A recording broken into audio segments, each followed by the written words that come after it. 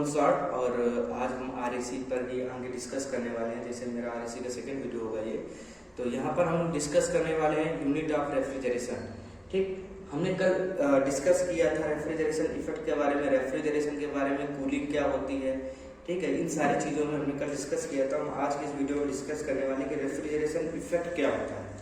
ठीक, refrigeration effect हमने कल डिस्कस किया हुआ था ऑलरेडी कि एटमॉस्फेयर टेम्परेचर के नीचे, जो एटमॉस्फेयर टेम्परेचर है उसके नीचे जितनी हीट है, उस हीट को जो हम निकालते हैं उस अमाउंट को हम लोग रेफ्रिजरेशन इफेक्ट कहते हैं। यानी एटमॉस्फेयर टेम्परेचर के नीचे जितनी हीट की अमाउंट को हम निकालेंगे उसको हम रेफ्रिजरेशन इफेक्ट कहते हैं। लेकिन इसकी यूनिट क्या होती है कि जो यूनिट की बात करें अगर, तो नॉर्मल क्या होता है, नॉर्मल हीट की वैल्यू क्या होती है, जो नॉर्मल यूनिट की बात करते हैं। ठीक है, तो हीट एनर्जी या हीट की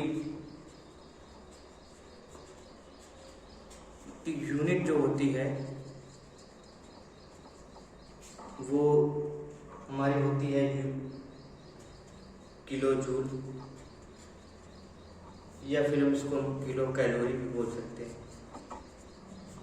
ठीक है, ये होती है। लेकिन ये कब होती है, जब हम किसी बॉडी पर हीट सप्लाई करते हैं। हीट सप्लाई करते हैं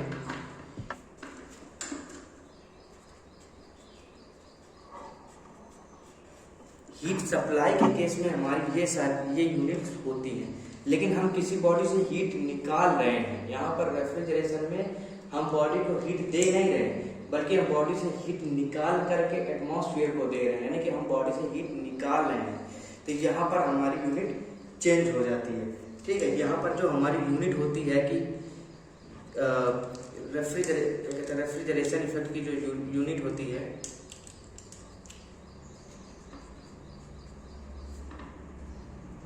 रेफ्रिजरेशन की जो यूनिट होती है उसको हम 1 टन कहते हैं। 1 टन का मतलब होता है कि 1000 kg, 1000 किलो। ठीक है, हम इसको 1 टन कहते हैं। कभी भी देखना, आप अगर फ्रिज खरीदने जाओगे तो वहाँ पर बात करते हैं कितने टन की फ्रिज है ये। ठीक है, तो वो इसी चीज़ पर है कि हमारी जो यूनिट होती है इसकी 1 टन होती है। और 1 टन ऑफ रेफ्रिजरेशन होता क्या है, इसको भी हम ध्यान देते हैं कि 1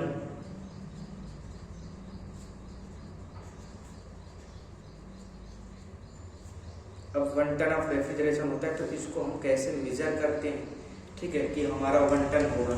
तो इसको मेजर करने के लिए कुछ चीज़ें होती हैं कि जो टेम्परेचर होगा, टेम्परेचर होगा 0 डिग्री सेल्सियस। ठीक है ना, 0 डिग्री सेल्सियस की जो होगी वो आइस होगी। 0 डिग्री सेल्सियस की आइस को अगर हम वाटर में चेंज करें, 0 डिग्री सेल्सियस की आइस को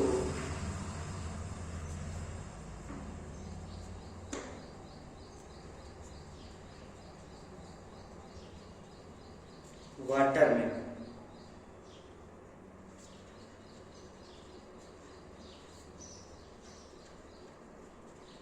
चेंज करने पर टाइम पीरियड कितना है, 24 घंटे।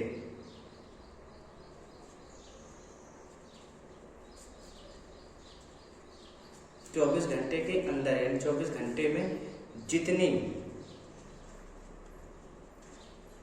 हीट की आवश्यकता होगी या हीट निकाली जाएगी, जितनी हीट निकाली जाएगी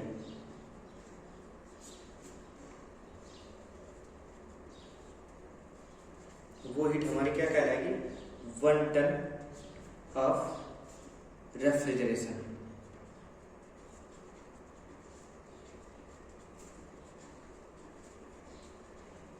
वन टन ऑफ रेफ्रिजरेशन। यानी कि ये जो चीज़ें हैं यहाँ पर देखने वाली चीज़ ये है कि 0 डिग्री सेल्सियस की बर्फ है, उसको हमें क्या पानी में बदलना है।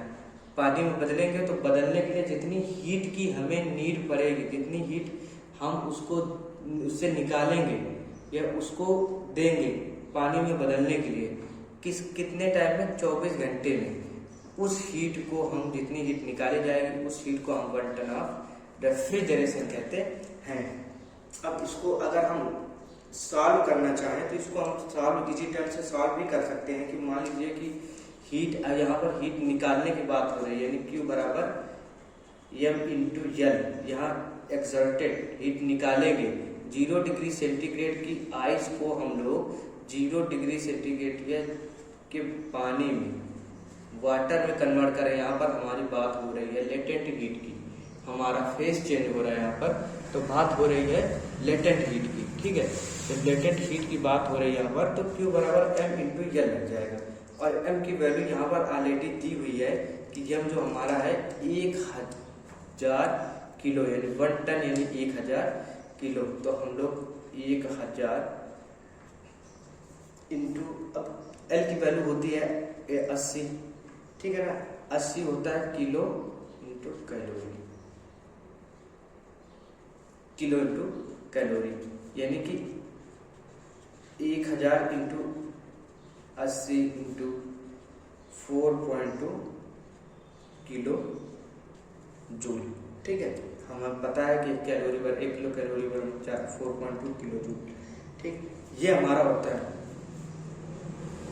अब इस पर टाइम पीरियड का वैल्यू होता है कि 1 आवर में कितना होगा, 1 आवर में कितना होगा, तो 1000 मल्टीप्लाई 80 मल्टीप्लाई 4.2 डिवाइडेड बाई, पहली चीज तो 24 घंटे का दिया था, जब हम 24 घंटे का निकालेंगे तो 24 घंटे का हो जाएगा। ठीक, 24 घंटे के बाद फिर हम निकालेंगे 1 आवर का, 1 आवर का तो 1000 मल्टीप्लाई 80 मल्टीप्लाई 4.2 अपॉन 24 इंटू 60 हो जाएगा। फिर हम निकालेंगे 1 मिनट का, 1 मिनट का जब निकालेंगे तो 1000 multiply 80 multiply 4.2 divided by 24 into 60 multiply 60। इसी में अगर हम 1 मिनट का 1 सेकेंड का निकालेंगे तो क्या होगा, जब हम लोग 1 मिनट का निकालते हैं तो इसकी वैल्यू समथिंग इसकी वैल्यू समथिंग आ जाती है 233.33 किलो जूल पर मिनट। और जब हम 60 का करेंगे, जब हम अगर 1 सेकेंड का निकालेंगे तो इसी में हमने 60 का और मल्टीप्लाई कर देंगे, यानी कि 233.33 डिवाइडेड बाई 60। तो हम यहाँ पर जो टोटल वैल्यू निकलती है वो टोटल वैल्यू निकलती है 1 टन ऑफ रेफ्रिजरेशन। अब जो ये वैल्यू हमारी देखनी होगी कि 1 टन ऑफ रेफ्रिजरेशन क्या होता है। 1 टन ऑफ रेफ्रिजरेशन जो होता है इसको हम लोग 210 किलो जूल पर मिनट कहते हैं। इसको हम लोग कहते हैं 210 किलो जूल पर मिनट, या फिर 3.5,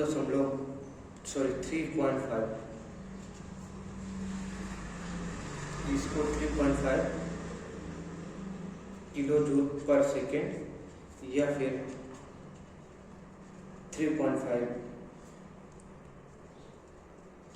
किलो वाट भी कहते हैं। ये हमारी वैल्यू जो है, ये वैल्यू जो हमने ये ऊपर जो कैलकुलेशन की इतनी इंपॉर्टेंट नहीं, लेकिन ये वैल्यू बहुत इंपॉर्टेंट है, ये कभी कभी जरूर पूछेगा। ठीक, तो ये वैल्यू जो हमारी होती है ये आगे आपको किसी भी कंपटीशन एग्जाम या समथिंग कुछ भी हो तो उसके लिए भी इंपॉर्टेंट है।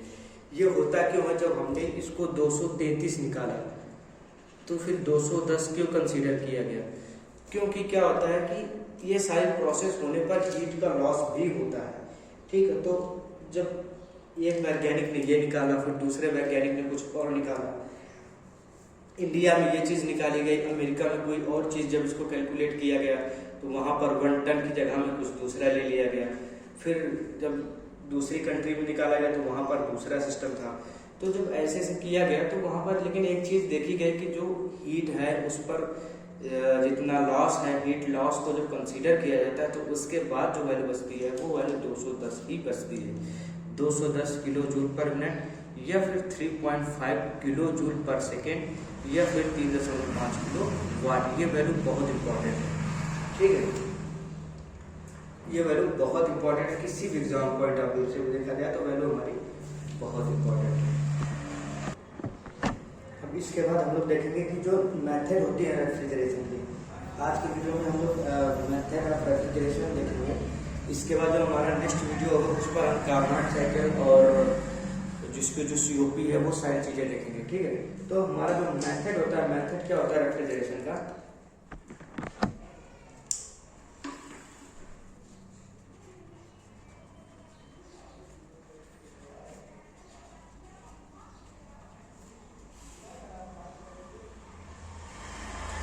मेथड ऑफ रेफ्रिजरेशन में हम लोग देखते हैं कि जो पहला मेथड होता है इस पर होता है जो natural refrigeration.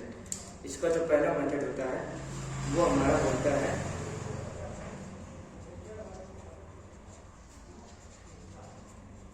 Natural refrigeration. Natural refrigeration क्या होता है कि मान लीजिए हम बर्फ ले आए, बर्फ में हम कोई चीज़ लगा देते हैं तो वो चीज़ ठंडी हो जाती है, तो जो या फिर इसको हम लोग आइस रेफ्रिजरेशन भी बोलते हैं। बर्फ के साथ जो चीज़ हमें ठंडी की जाती है वो आइस रेफ्रिजरेशन होती है। इसी के साथ मैकेनिकल रेफ्रिजरेशन आता है, मैकेनिकल रेफ्रिजरेशन भी होता है।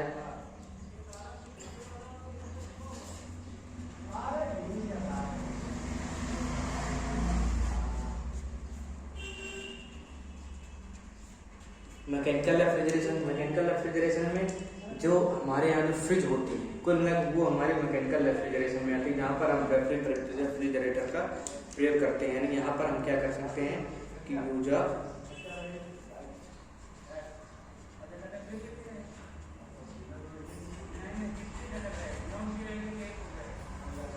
जहाँ पर हम रेफ्रिजरेटर का प्रयोग करते हैं वहाँ पर हमारा क्या कहलाता है मैकेनिकल रेफ्रिजरेशन। इसी प्रकार हमारे अलग अलग प्रकार के रेफ्रिजरेशन में भी होते हैं कि जैसे कि कूलेंट हो गया, कूलेंट के द्वारा तीसरा कूलेंट के द्वारा हम कर सकते हैं, कूलेंट के द्वारा हम कर सकते हैं, फेस चेंज करके कर सकते हैं। ये सारी चीज़ें आपके बुक में दी हुई है और ये थ्योरी है, इस पर सिर्फ आपको एक बार पढ़ लेना है, बस इससे ज़्यादा उसमें कुछ नहीं दिया है, ठीक है। लेकिन हम इसके आगे आज की वीडियो को बस यहीं पर रखते हैं और इसके आगे कल के वीडियो में हम लोग डिस्कस करेंगे कि रिवर्स कार्नोट साइकिल क्या होता है, किसी भी पदार्थ की किसी भी मटेरियल उसकी COP क्या होती है, किसी भी रेफ्रिजरेशन की COP क्या होती है, ठीक है। तो ये सारी चीज़ें हम लोग कल के वीडियो में डिस्कस करते हैं, ठीक है। तब तक के लिए धन्यवाद।